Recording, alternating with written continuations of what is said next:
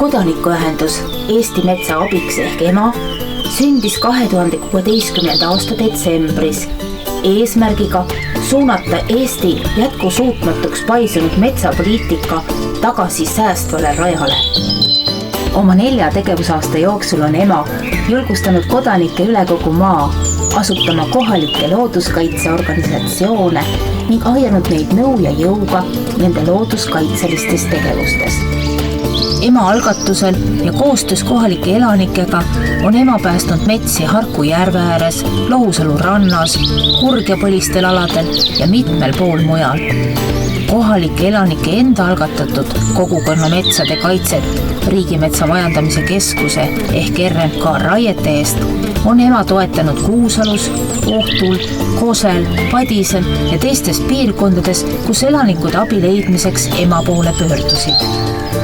Koos teiste kodanikurühmitustega lõi EMA kaasa Tartu lähistele kavandatud tselluloositehase ärahoidmises. EMA jälgib pidevalt ka Eesti looduskaitsealadel toimuvat. Viimase 2 aasta jooksul on Eesti Metsa Abiks esitanud muudatusettepanekuid enam kui 20 kaitseala kaitse-eeskirja muudatusettepanekutele.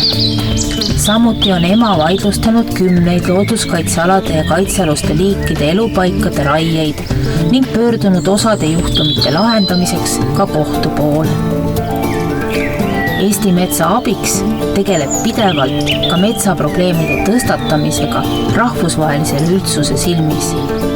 EMA kaasabil või initsiatiivil on ilmunud üle 10 artikli rahvusvahelises meedias.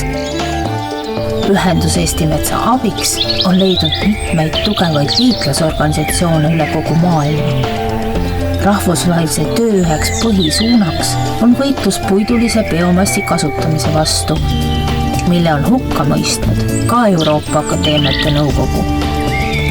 EMA levitab aktiivset teavet lageraiele alternatiivsete raiemeetodite kohta, nagu ka vajaduse kohta väärindada raiutavat puitu võimalikult kauakestvateks toodeteks. EMA teavitab ühiskonda puidu varumisele alternatiivsete metsakasutuste viiside nagu loodusturism ja korilus tähtsusest ja potentsiaalist.